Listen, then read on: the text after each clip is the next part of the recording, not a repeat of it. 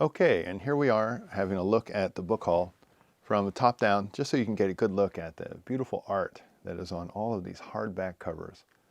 We'll start here with 1976, Annual World's Best, edited by Donald A. Wollheim. They are all edited by Donald A. Wollheim. Go ahead and take a look at this one. And so these are just very nicely put together, and I thought you might just appreciate getting to have a look at the table of contents with me. So you can see here's works by Leiber and Vinge, both, and Tuttle and Martin, Stableford, Bishop. I mean, this is just a veritable who's who of science fiction for your enjoyment. So this one especially just seems like a very good addition of this to get. We'll see the jacket painting was by somebody with a last name that I'm not going to butcher by trying to pronounce. So that takes care of that one. It's a really beautiful addition. Here's just a quick look at the next one. From here, this art is, I really like the deep, dark purple tones in that one. That's very interesting. You can see it, purple follows over on the cover. And of course, the art on this one is by Richard Corbin. And of course, he's probably well known to a lot of you, especially if you enjoy heavy metal. But he also did a whole bunch of work on his own, a lot of which turned up in heavy metal. He was definitely a staple in that magazine and the movie for a long time. So here we see, once again, we've got stories by Aldous and Varley. As mentioned before, Richard Cowper, Lester Del Rey, Isaac Asimov. This one's from '77. Okay. So I just wanted to give you a quick look at just a veritable who's who that are the authors of each of these. Joanna Russ is in here, Tiptree and Damon Knight. Barrington J. Bailey is in here. So I mean, once again, 76 and 77 are often lauded as two of the best renditions of this anthology. I mean, all the other ones are fine too, but these are, especially well known for being the ones to seek out. So if you're ever in a used bookstore and you come across 76 and 77, you definitely want to pick them up. They're well worth having. Every one of the writers in both of these is well worth reading more than one time. The next one up is from 1982, and I love this cover. The cover on this one is really cool. Let's take a look at who that artist is again. Don Wilson.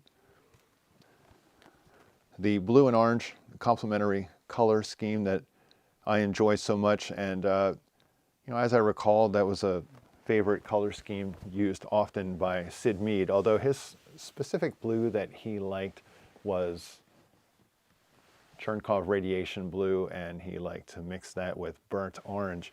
So now whenever you look at Sid Mead's work, you'll see it everywhere. Let's see who some of the artists are in this edition. So this one's with Arthur W. Saha. So Donald Wollheim had some help on this one. So we have J.H. Carr up front, C.J. Cherry, great writer, still doing great work to this day. Another John Varley, Michael Shea.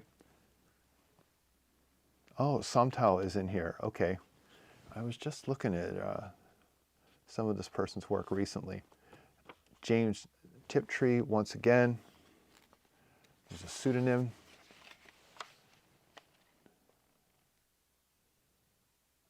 Ted Reynolds, and this one finishes up with Jay Lake. And, this edition is in great condition for as old as this book is. There's doesn't appear to be a whole lot of damage done to it. I mean, not that I would mind. I would still love it.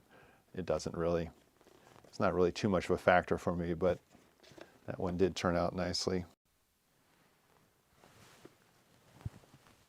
Here we have the 1987 edition and the artist. Artist credit is going to go to Richard Powers, and he's actually got a pretty nice artist's credit there on the back. It's somewhat unusual. You don't see that a lot. Usually the artist gets completely forgotten, which isn't fair to them.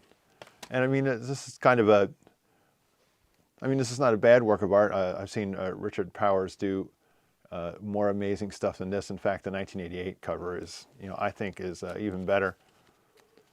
Let's just take a quick look at what the offerings. And once again, it's edited by Wollheim and Saha.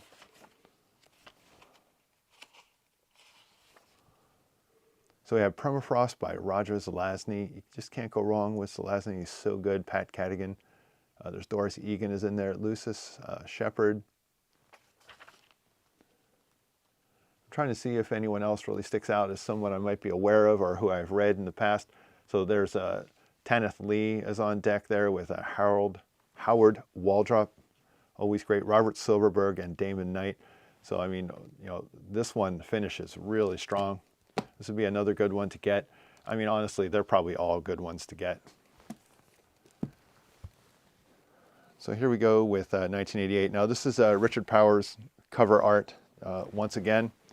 And this is a way better example. It's a close-up on a work of his, but this is really indicative of his style, which has all of these hidden faces and shapes and forms in them that you tend to see when you're looking at them. This is just pull this in for detail.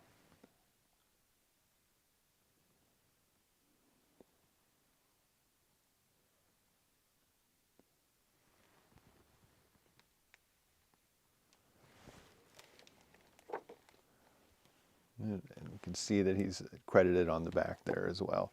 And the back side, it's a pretty simple design. In fact, I wonder if these are book club editions because the backs are so simple.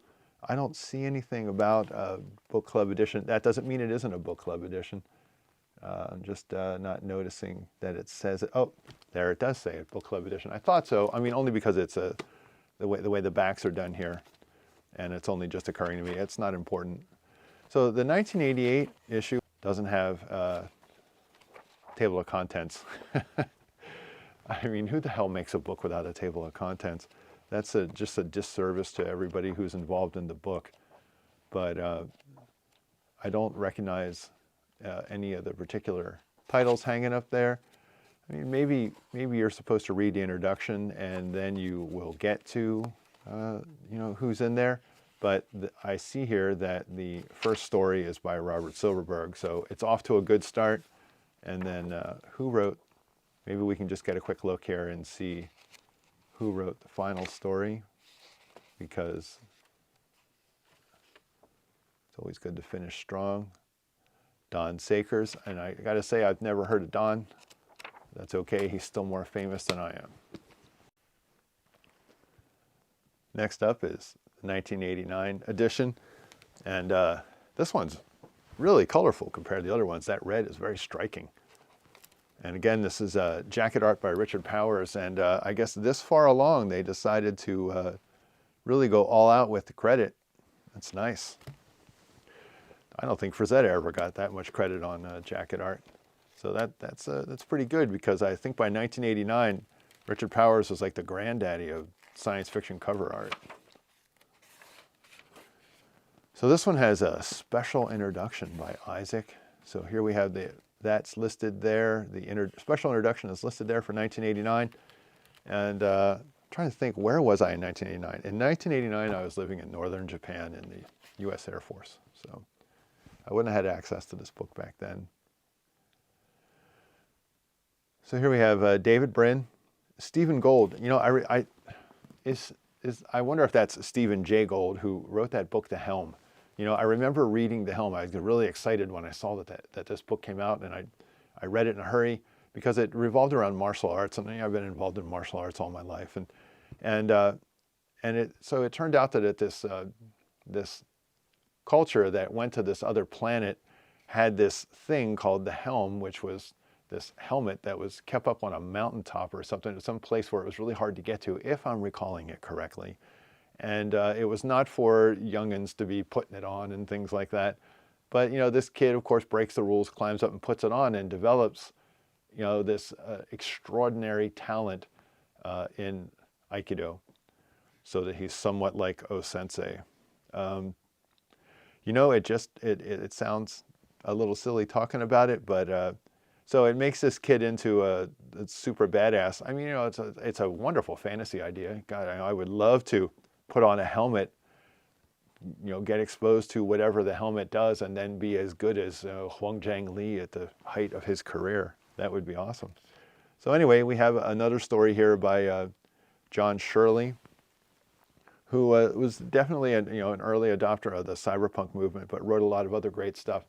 A really fun John Shirley novel, and by fun I mean definitely for adults, was a novel that John Shirley wrote called Demons, and that's a shocking novel almost from page one. It's really worth a look though if you like that sort of thing. We have Eifinger, and Ian Watson shows up here. Ian Watson doesn't show up enough. Great writer. There's the story by Kristen Catherine Rush that's in here, Tanith Lee. Rush is also a hard-working author, puts out an enormous amount of work, has an amazing body of work, and is also a great teacher of writing, so that if you're looking to kind of get an idea where you want to go in your writing career, her and her husband, Dean Wesley Smith, are a great help that way. I recommend their stuff. They have a great website for all of that too, by the way. So that winds up 1989, and we'll just finish up real quickly here with the 1990 edition. Once again, it's clearly a Powers cover. You can tell by the glazes and various kind of layers of color and depth, and the way he lays them down with all these like ethereal stringy lines and stuff. It's just fascinating. So,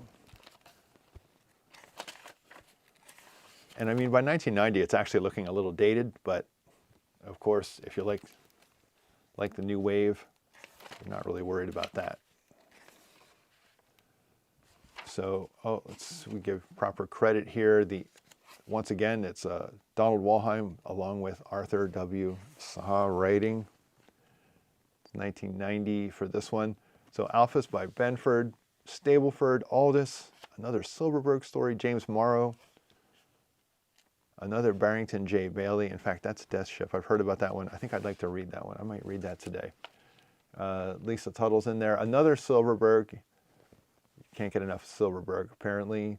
Judith Moffat, Orson Scott Card, Lucius Shepard again, and finishing up with J.G. Ballard. So this is actually a very strong edition of this one too. So there you go, folks. We're just going to take a quick look at that book haul. I got a really great deal on all of these books from the York Book Emporium. And if you live in and around that area, York, Lancaster, tri-state area, it's definitely worth stopping by and having a look. They have just an amazing collection, and it's run by very nice people. Thanks for stopping by. You have a good day.